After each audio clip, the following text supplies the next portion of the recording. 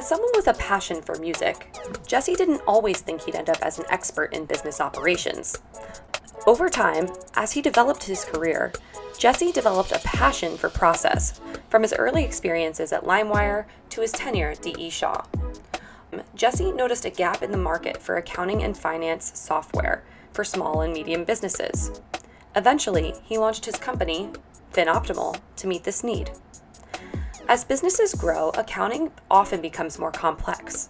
While larger-scale software solutions are expensive to implement and maintain, FinOptimal translates complex data by building and productizing software to meet clients' needs at an affordable cost. FinOptimal's mission is to empower small and medium business owners by creating a single source of truth between general ledger and supporting systems, enabling business owners to make informed and accurate business decisions. On this week's episode, I speak with Jesse about his unique career journey, his founding story, and, as it applies to career, the paradox of choice. I'm Victoria Principato, and this is Yuptown.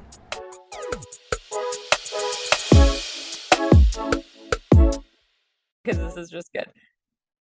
Okay, ready? Pop. Yeah, see, like, if you don't have a pop filter on, that's like you're hearing like you've been at parties where like someone gets up to give a speech. Uh-huh. Now that I'm telling you about it, for sure, next time you'll notice it. Uh-huh. Like they say, please take your seats, and the P, it just sounds like a huge explosion happening every time they say. So you have what's called a pop filter, like on your I voice. knew, I'm talking to a musician right now, so I'm glad that you're giving me all these, little insiders. I Yes, feel like I totally. should, I feel like I should have that down, I guess, since I work with a microphone, but you're more experienced than I am. Jesse, thank you so much for joining me today on Yuptown. So excited to have you here. Thank you. It's a pleasure to be here. Really excited to talk. Awesome. Well, maybe to kick things off, you could tell me a little bit about yourself, and you could share with listeners a little bit about what you studied in school, about your background, and how you kind of made your way into finance operations. Sure thing. I was always very, very into music. From a young age, I was playing the piano. I was in choir. I was in band. I was in musicals. Which is so Um, cool. I love it. Later on in life, I started to write songs, and it was a real social center for me. So it was a Mm, lot of it was a rewarding experience, and I love the music as well. Um, in school, and I studied that in undergrad. I did feel a lot of a pressure. Um, to come up with some educational pathway that would be more directly remunerative after college, right? Like there was a lot mm, of pressure at Penn to live up to Wharton, which is a business mhm. school. So while I joined Penn um, studying music, I ultimately did a second degree in business, so that when I got out of school, I'd have something that would, in my view, help me get a job more easily, even though I had no idea what I wanted to do. Um, Which we've all s- been there. Can we've all, definitely agree.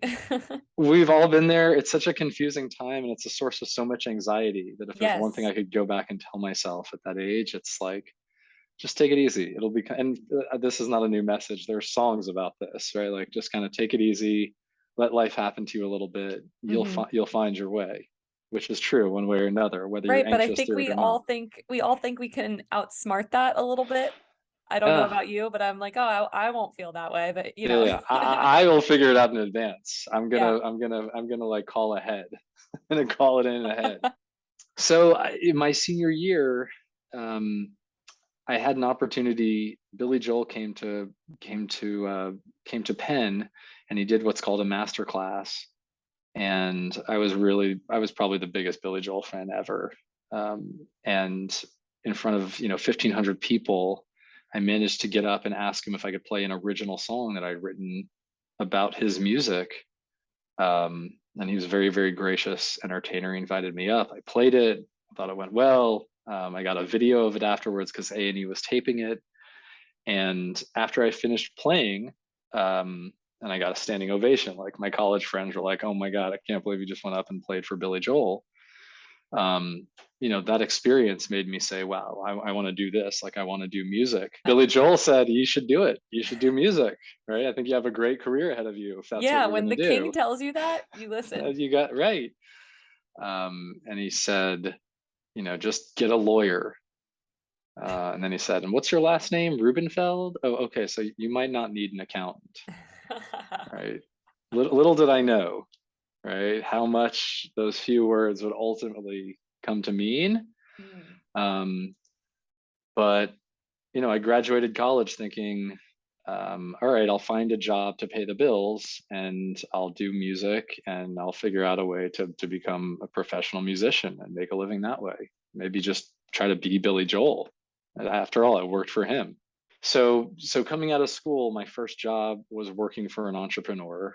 It's the guy who is probably best known for being the owner of Limewire, who's also a hedge fund guy.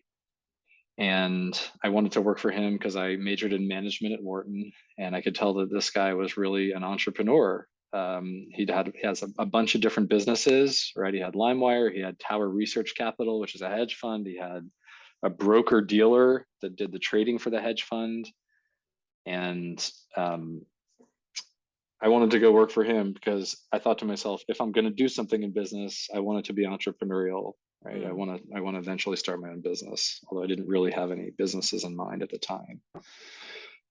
So I went to work for him, and in that first job, what he needed was accounting help. I worked for the controller and the CFO, and I learned the ropes of how to do every job you do as an accountant, from Wow. entering data for bills that need to be paid, to booking journal entries to help and reviewing the financial statements to complete the monthly close. And then ultimately, as Limewire's CFO, I developed a sense of strategic finance, right? Budgeting, projections, financial planning and analysis. Um, in a position where I have other people doing those things that I did at the beginning of my career, I now had other people to do those things, and I had to direct them and give advice and help support decisions made by the rest of senior management. I just want to touch back maybe a little bit on how you positioned yourself well with a founder. You gained a really wide breadth of experience, but how long did it take you to kind of work your way up to that position? Like, how long were you with Limewire? Can you maybe talk about that a little bit? So I spent a total of 6 years. I had a little break in between as an equity trader, which turned Hmm. out very much not to be the right move for me. But I would say it took me 2 years to cut my teeth and gain a lot of confidence on the block and tackle of accounting, tactical Hmm. finance, right? Completing a monthly close, making sure that financial controls are in place. Um, and, by the end of those 6 years, I really felt confident beyond just handling the books, so to speak, but also giving advice to the CEO, to the COO, to other senior tech members, what the strategic initiatives were in business terms. And those are activities that I think today at FinOptimal, a lot of our clients are trying to engage in, but they can't because they don't necessarily have the fundamentals that I learned earlier on in the career, meaning like you Hmm. can't really analyze your decisions if you don't have um, clean books, right? To show you what's already happened, to show you how much things cost, to figure out metrics, analyze margins of this or that business line. You have to have very solid accounting systems, which is to say, a good financial operation to support strategic finance, right? Certainly. And I definitely want to get more into what FinOptimal's doing, how you're serving your clients. It sounds like this idea stemmed from your past experiences within your role at Limewire and that vantage point that you had. So definitely want to get there. Maybe we'll touch back on, you were in Limewire for 6 years. What happened next? Where did you Yes. go from there? And what experiences did you gain in your next opportunity? So from LimeWire, I went to the DE Shaw Group. DE Shaw is a large, well-known hedge fund, well-known at least in the finance community. I worked for a sister company called DE Shaw Research, which builds supercomputers basically that do chemistry to help try to discover drugs. Very interesting area of biotechnology. And I was brought in to transform the financial operation. Today, there's something called finance transformation. In those days, I was just the FinOp associate, basically. And so, without really knowing it, um, I was doing financial transformation for DE Shaw Research. Um, I learned Python to help me do that. I'd kind of outgrown Microsoft Excel as a sole tool for doing this kind of transformation. Excel is very, very powerful, um, as Google Sheets is now. At the time, Google Sheets was not yet as much of a powerhouse, but you can only get so far with spreadsheets.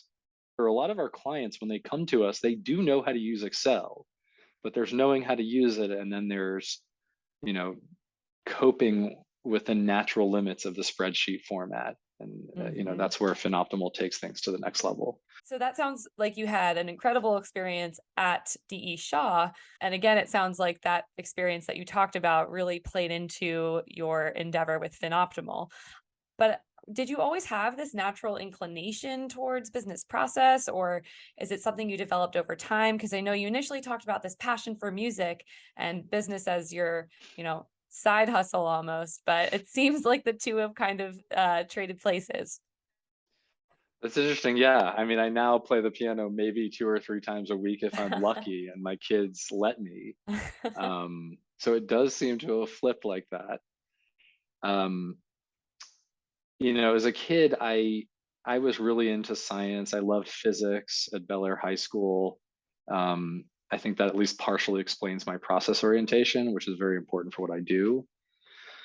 I loved tech in middle school. In the science fair, I built a soundboard built in HyperTalk, which was like a sort of primitive, high-level language built on the Apple Mac. And this is the early '90s. And then in school, like at Penn, I thought, well, maybe I'll go into computer science. I took CSE 110, which was an Intro C course. And after a few late nights in the computer lab, I was dissuaded from pursuing it further because it was just so hard to teach yourself and solve problems, um, without the right coach. And I didn't have the right coach. I had a teacher for 50 people and I needed someone to like sit there with me and help me. If Stack Overflow had been invented at that point, I definitely would have become a software developer right out of college, because like those problems are solved on the internet for you. You can ask questions and get back answers within hours if they're not already answered. So that was a game changer that I wish had come earlier. But given that it was so terrible, I was like, all right, well, I'm not going to be a developer, but I did like it. When I could build something, I liked it. Right. Um, from there, I wandered in the wilderness of what am I going to do with my life? As we Um, all have. as we all, I know I'm Yeah. not alone here. It was a huge source of anxiety for me figuring out where to take my career. Um, and it took me some time writing, recording, and performing music to figure out that the job of being Billy Joel was already taken by someone better at it. um, and by the point where, like, by the time I figured out that that job was already taken, the more high-powered entry-level jobs, I'm thinking consulting and banking, at least when I came out of college, they were out of reach for me. It was kind of too late to start as an analyst, at a Goldman Sachs or a McKinsey. Um, Process orientation gave me an avenue for growth in a role that most people would view as a menial entry level drudgery, right? Which it was. It was that, But you right? But took that and became an expert. I became an expert. Like, okay, well, this is my job. I'm going to automate every piece of it that I can possibly automate. Um, First, that was with Excel, right? Lots of like copying PDFs into an Excel file that would transform the data. And I want to bring this up because we see a lot of our clients doing, like, very smart people, operators in their own business, experts in their trade. They'll build these spreadsheets to do the books that just do these unbelievably complex things, which sometimes are very cool. I'll learn something new from seeing like their existing spreadsheet or their financial model or whatever it is. But like they don't have the accounting expertise to pair with it. or they're bumping and they know it. They know they're like not quite doing it right, but that there's a better way. But you can see that they're using spreadsheets. Really, it's just a very, very powerful. It's like the Completely. universal financial user interface, right? Hmm. Um, so at first, I tried that approach, and as I started to reach the limits of Excel myself, I learned Perl, which at this particular hedge fund that went with Limewire, Tower Research Capital, that's what the developer who taught me how to do this, right, was programming in. So I learned Perl, and I wrote scripts that would log on to the bank and pull the bank balances down, right? And read Excel files and create other Excel files. Right now, I'm starting to automate different pieces of the monthly close, right? Which is to say, applying a process mentality to the accounting function, right? Um, and that was very exciting, right? When you can create something, then you can create a process that's better than was there before. Wow. And I Save can see yourself that time. you're so passionate and excited about this. And I can see your face light up, which is awesome that you kind of paired an expertise that maybe you didn't know was there. You developed it over time, and now you're kind of helping solution for clients. So with that, maybe could you tell me a little bit more about how, these corporate experiences that you developed over time positioned you to start your own company? And maybe you could tell me a little bit more about your founding story, because I'm sure we'd all love to hear it. Absolutely. Um, so I would say, broadly speaking, that in those jobs, in those corporate experiences, I found a way to motivate myself and reach a state of flow, right? Which I think of as like where you're not watching the clock. You're trying to solve a problem, you're building, you're writing code, you're troubleshooting, right? You're making calls, you're searching the web to get answers, right? In in any situation that otherwise feels like you're missing direction, something that motivates you to reach that state of flow, and this process improvement was that for me, right? That's a path forward in your work life, I right? love that answer. That's fantastic. And I think so many people could benefit from hearing that. So thank you for sharing that. Sorry, I'll let you continue. It's my pleasure. No, if there's one thing that if there's one thing that I want to impart, it's that um, you ultimately have to play to your strengths. You can't necessarily pick what you like and what you're good at, but those things that motivate you and get you into that state of flow, and everybody has something, right? Hopefully something that overlaps with what an employer is willing to pay them for. Um, but finding that thing that really excites you, everybody loves to quote Steve Jobs, you have to find something you love. Like you have to do what you love. I forget the exact quote, right? Like that doesn't mean, to me, it doesn't mean quitting your job and doing something that doesn't pay any money. That's not realistic. If you want to have a family, if you want to live, you need to make money. So yeah, you need to do something you love, but you also have to have there needs to be a practicality angle to it.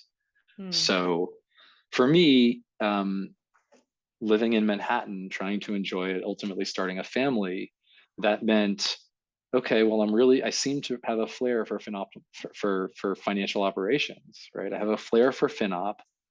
Um, Maybe I can do what I'm doing for DE Shaw for other clients too. Hmm.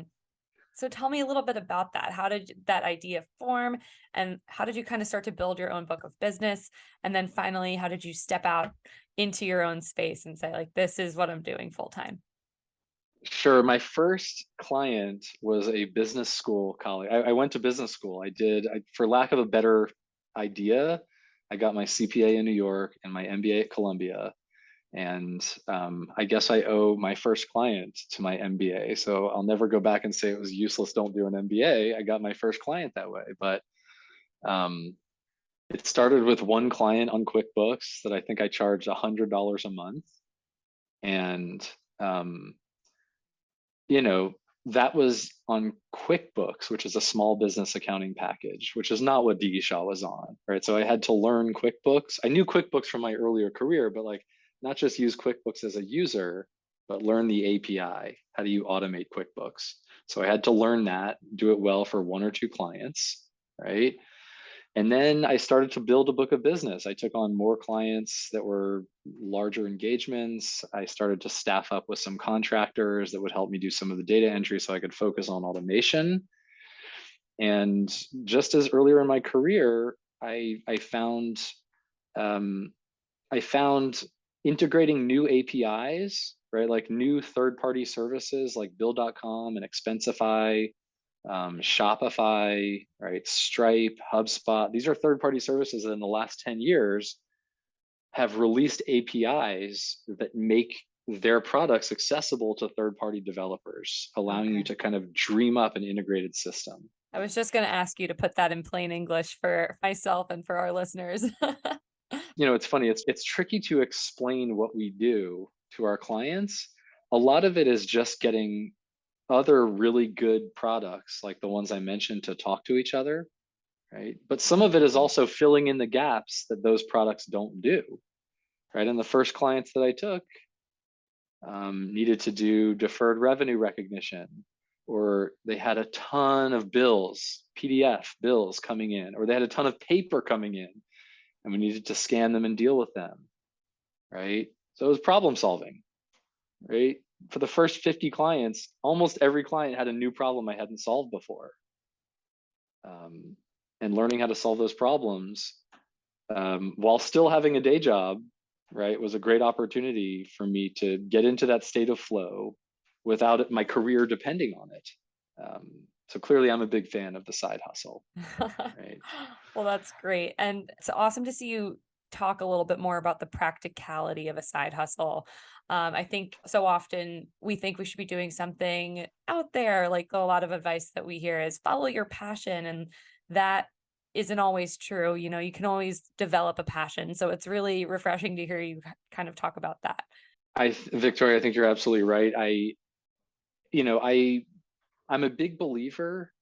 Um, some people say that you can't succeed at something unless you give it your all. Um, while I think that that's true in the long run, you can't really give something your all unless it's all you can do, in my opinion, right? If you're someone who can do more than one thing, then a career has to choose you. It's not the other way around. It's like getting picked for a kickball team in grade school. It's a function of your personality and your skills, right? And that's how I tried on the life of a musician. Music didn't pick me. But And you neither tried it did banking on. or consulting. I tried it on. I And played I a lot of think, shows at the bitter end. Yeah, I did. I really gave oh, it a I good love the bitter shot. end. But I think that's really valuable too. I think there is value in trying things on, seeing what fits, what doesn't. And, what if, someday you were older and you never even tried music, you had that feeling of regret of never trying. I think that Shoulda, might woulda, be, coulda. yeah, I think that's maybe one of the worst kinds of regret to have.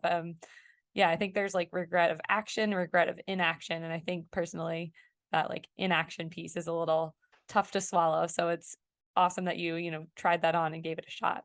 I think you're absolutely right. I think the key thing to remember is, do an excellent job in whatever role you hold for whoever you're working for, and someone's going to pick you for the next role. And you go from one role to the next. Ultimately, as you grow up as a person, right, as you mature, um, hopefully before too long, a thesis starts to emerge. Here's what I'm good at. Here's what I'm getting paid for. Where can I take this? And it just narrows the field. And choices can be a killer. People have talked. I really enjoyed the book Barry Schwartz, The Paradox of Choice. Just an Yes. amazing book about, and it talks about careers being an example for young people specifically. Like too much choice Yes. is You get this depressing. paralysis of choice. You have too many options. Totally. That's It's awesome. paralysis, like It's it's harder to make the choice, and yes. then once you choose, you're less happy with whatever you chose, Yes. because basically the mechanics are opportunity cost, right? Like in reality, you're only giving up one career by choosing. You're only by choosing by choosing financial operations. I'm really only giving up music, which is my second best option. But like because there's other things that I could have done in life, like be a doctor or a lawyer, and because our brains are fallible, in my mind, I gave up all those other things. And that's depressing, right? So, Yeah. this psychological effect of dealing with the paradox of choice, the older you get, the more things choose you, it narrows the field for you. And it makes it easier to accelerate, in your smaller set of options. Having said that, once something has legs, as I ultimately decided FinOptimal did, and you have conviction about it, you have to quit your day job before it's too late. Mm-hmm. And hopefully I did. I guess we'll find out. Um, I had $1 million of revenue when I made the jump. We've almost doubled that in 10 months. So I'm optimistic. But Been when the time is right optimistic. is a matter of purpose. Oh, fin optimistic. Yes, that's It was great. right I'm fin there. optimistic. Oh, that's good. That's good. I may use that. Everyone's gonna publicly know though that you gave me that idea, so I'm gonna have to credit you with it. But Yeah, I'm gonna put a little TM next to that. But that's so exciting. that is gold. Congratulations. Thank you. I think it's like when the right time is, like when the time is right is a matter of personal choice. I had friends that was like, hey, my friends would say, if you quit your job, we're going to take you out to dinner when you quit your job. Like, you have to quit your job. And that went on for years. Like, if you quit your job, I'll take you out to dinner. And if you don't quit your job this year, you have to take me out to dinner. And I took those friends out for a lot of dinners, right? But I ultimately decided, okay, the time is right. COVID gave me a chance to really kind of reshuffle my priorities. And here we are. That's so exciting. And I hope your friends took you out somewhere nice to dinner. I left New York, but when I come back, I'm calling it in. Well, it's on the airwaves now. It's been Oh, yeah. spoken about, but I do want to make sure we talk a little bit more about what FinOptimal does, how it optimizes financial operations for medium to small businesses, and about FinOptimal's offerings. Totally. So FinOptimal is a finance automation company.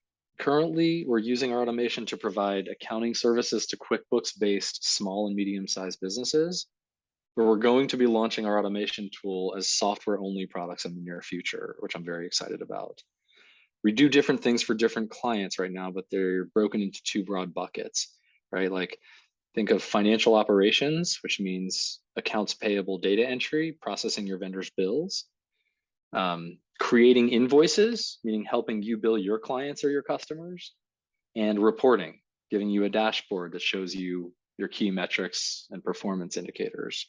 So there's FinOp, financial operations, and there's also accounting, right? Bank reconciliation, revenue recognition and monthly accruals, expense allocation, and sort of the fairly complex processes that go into powering that dashboard that you see that gives you the insight into your business that helps you make decisions and talk to other people about it, right? Accrual accounting is the language of business, right? Computer science is the language of efficiency, right? And I think of us as interpreters of both languages for clients that dabble in one or both, but need help parlaying the two into a streamlined financial operation. Um, so, as a final note, a lot of our clients, when they take us on, are considering implementing ERP software. That's enterprise resource planning. Think Oracle, SAP, or at a slightly smaller scale, Sage or NetSuite. And these are excellent, very powerful platforms, but they're very, very expensive and time consuming to implement, right? So what we try to do for our clients is save them a few years of having to do that, right? Kicking that can down the road a little bit by using the plethora of companies offering single product solutions that perform little pieces of what those products do, right? Stitching them together well and then supplementing wherever there's not something like that on the market. And we call that DRP, distributed resource planning. So we think of ourselves as a DRP provider to our clients. And more we're going to start releasing software that powers those offerings. Wow. And I think that's so powerful because all of these, things that you've touched on shape any business decision, ultimately leading to that ability to scale and grow. So you are really, meeting this interesting gap in the market. And I think it's really exciting to see. Well, thank you. It's really, really fun to do. I feel like I'm doing something that I love, and I know that I'm in an enviable spot getting paid to do that. And the challenge is now building an organization that can, in theory, do it without me. That's really exciting. I want to give you like a high five just to say like, hell yeah, you found the thing that you love that you get paid for. I always love to hear that. Play to your strengths and get your first clients or customers as quickly as you can, right? You have to find the balance between what you're good at and what they'll pay you for. That's where money meets personal fulfillment. And I wish that for everyone. Well, thank you so much, Jesse. We appreciate it. It's been so great speaking with you. This was a really fun conversation. Thank you, Victoria.